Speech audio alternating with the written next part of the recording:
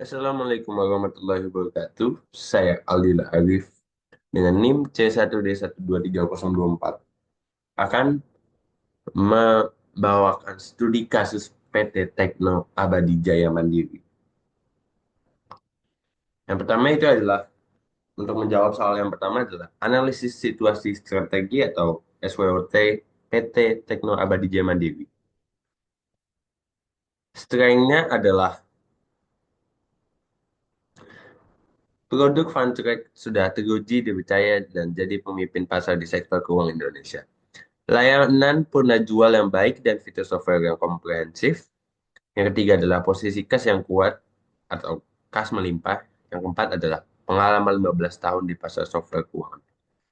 Weaknesses-nya adalah ketergantungan besar pada produk Funtrack untuk mendapatkan lebih dari 80%.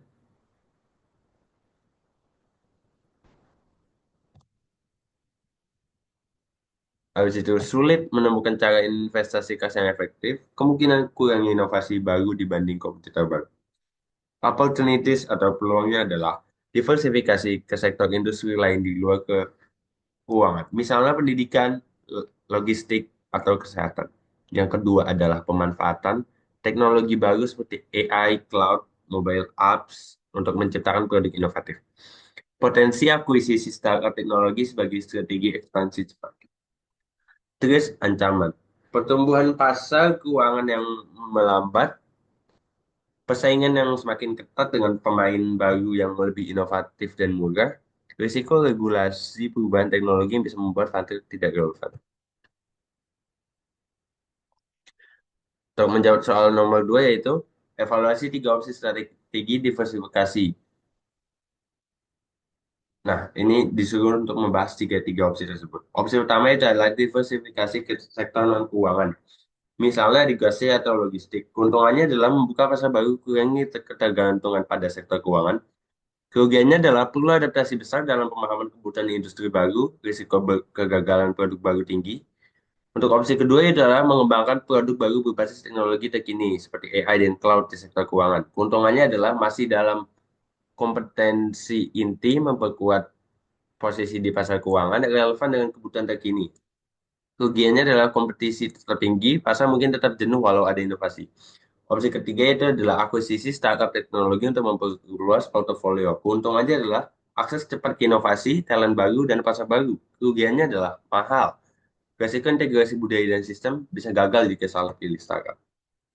Terus soal nomor tiga adalah rekomendasi diversifikasi, dan saya memilih opsi nomor dua yaitu mengembangkan produk baru berbasis teknologi terkini seperti AI, cloud, dan mobile di sektor keuangan. Alasannya adalah memanfaatkan kompetisi inti perusahaan seperti pengalaman pasar yang sudah dimiliki. Selanjutnya itu adalah biaya dan risiko lebih terkontrol dibanding diversifikasi sektor.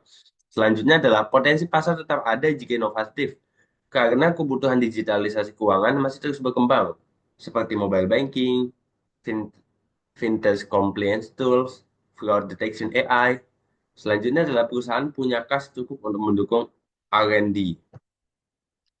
Untuk soal nomor 4 yaitu langkah-langkah implementasi strategi diversifikasi. Yang pertama adalah riset pasar dan tren teknologi di sektor keuangan seperti AI, cloud, blockchain, dan mobile. Yang kedua adalah bangun tim R&D khusus inovasi, bisa rekrut SDM baru untuk bentuk unit baru. Kembangkan yang ketiga adalah kembangkan MVP atau minimum viable product dari produk baru dan uji ke segmen pasar terbatas. Yang keempat adalah bermitra dengan bank fintech untuk uji coba awal. Yang kelima adalah siapkan strategi pemasaran digital dan sistem layanan purna jual yang responsif. Yang keenam adalah evaluasi kinerja produk baru secara berkala dan sesuaikan strategi yang dibutuhkan. Yang kelima, untuk soal nomor lima adalah potensi tantangan dan mitigasi risiko. Tantangannya adalah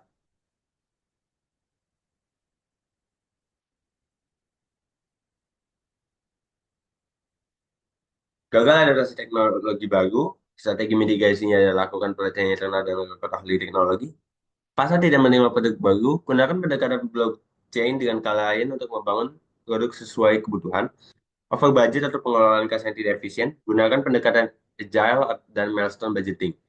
Disrupsi kompetitor lebih cepat, Tingkatkan kecepatan inovasi dan pantau pasar secara rutin. Risiko keamanan dan regulasi, pastikan produk patuh pada regulasi OJK dan BI serta dilengkapi sistem keamanan data mutakhir.